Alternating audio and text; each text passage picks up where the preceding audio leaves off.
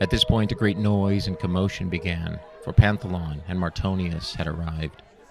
The discussion was buried in the sudden excitement as all gathered near to the raised stage. Mounting the steps of the dais now was a man whose skin was dark as night and flecked through here and there with piercing spots of white light that glowed like distant stars, trapped just under the outermost layer of skin. Another man was behind him, this one glowing like a beacon of red fire, whose eyes were deep, swirling orbs of crackling silver and black. They laughed, a cosmic conflagration of sound, and called out to some of their disciples by name. They wore thin white robes, which they removed as they mounted their pedestal, casting them to the crowd, who tore the garments to shreds, each trying to cling to a scrap of cloth. The midnight man stepped forward, holding out a hand for quiet. Silence fell like a guillotine blade. The man, or man-thing called Panthelon, began to speak, and Martonius of Red Fire leapt in with answering calls as the two unfolded a sermon almost as one organism. I look out upon you gathered here, and I see hunger.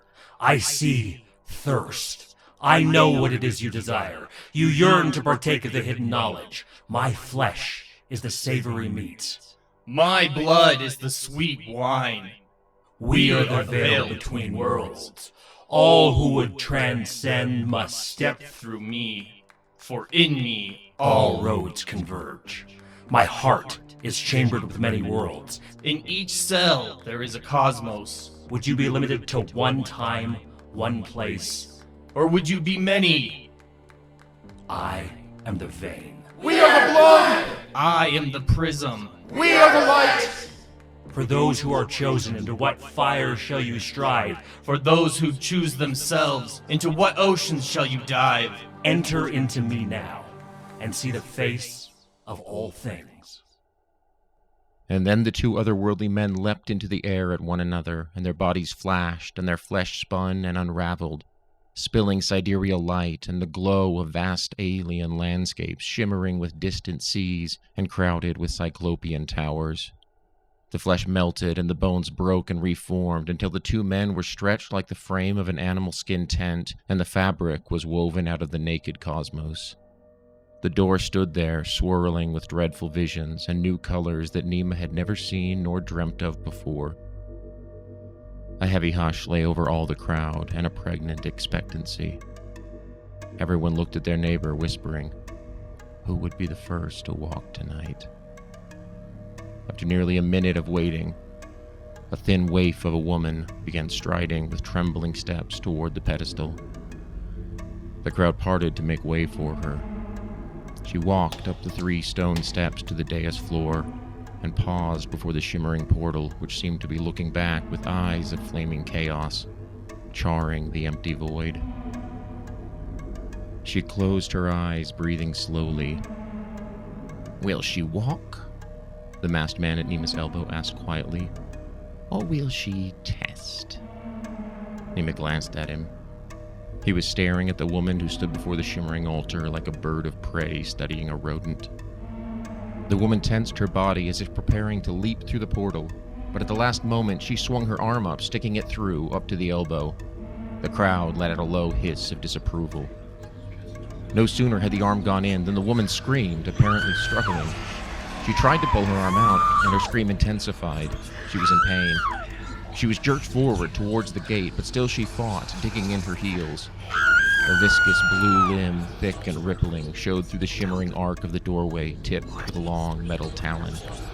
Gnawing mouths showed at the edges of the frame, and blood flashed through the empty spaces of the cosmos beyond, and then the woman was pulled off of her feet and sucked through the doorway entirely. The blue arm dissipated, and the screams ceased their echoing about the walls. "O ye of little faith," sneered the man in the black mask. Now a man, powerfully built with a shaved head and a thick beard, was striding purposefully toward the gate. He neither stopped nor slowed, but strode through the rippling, milky black film and into another world. Several long seconds passed, and then the man stepped back through. He was naked now, save for a sash about his loins of some bizarre animal pelt, and held a long, battered sword. His beard had streaks of gray, and his bald head now sported a shock of long, greasy hair. The man looked about the room in stony astonishment. He stood stock still, breathing long, hard, painful breaths. His muscled form had seen great trials, but he looked now to be a creature chiseled out of living stone. I return. He managed to say in a dry, croaking tone. It sounded like he had nearly forgotten how to speak. His voice must have been in long disuse. Many others crowded to the stage then, lifting the fellow upon their shoulders and singing songs of praise for the gallant walk he had undertaken.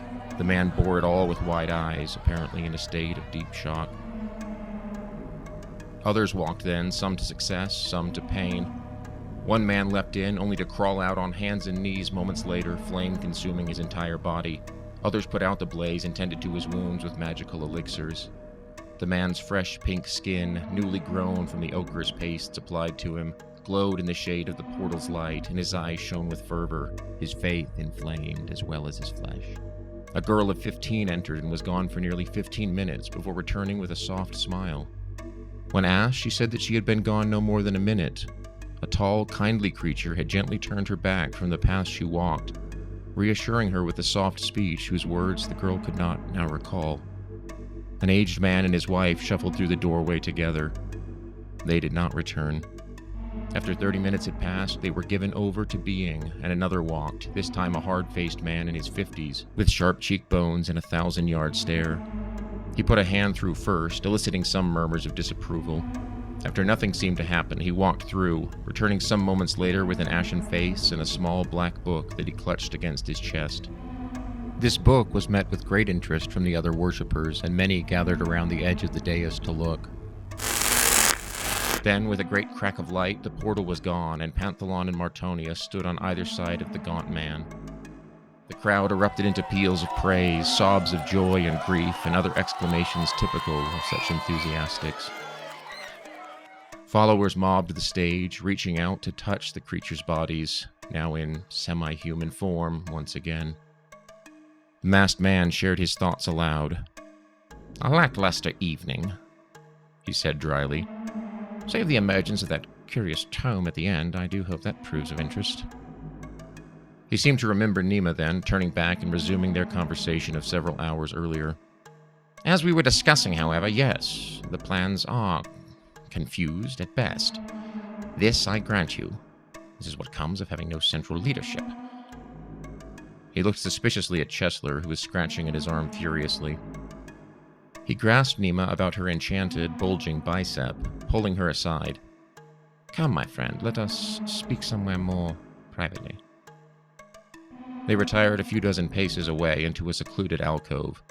Chesler made as if to follow, then caught the masked man's gaze before stopping short, turning on his heel, and striding away to stand sullenly alone. "At nightfall we will attack," the man said once the two were safely tucked away. "The courthouse is ill-guarded, at least as concerns an attack by a large party. Our aim is not to kill or even harm, but rather to disrupt. There will be some victims to be sure, but if we can spirit Janison away and hide him here in the catacombs for a time, then the atmosphere will continue to tip in our favor. You understand me?" This has been episode 8 of Greenleaf and the Black Blade. Written, narrated, and edited by Andrew Israelson. The character of Nima Greenleaf written by Shannon Israelson and voiced by Penny James. The character of Johannes Bruckner written by Nick Smith and voiced by Jared Israelson.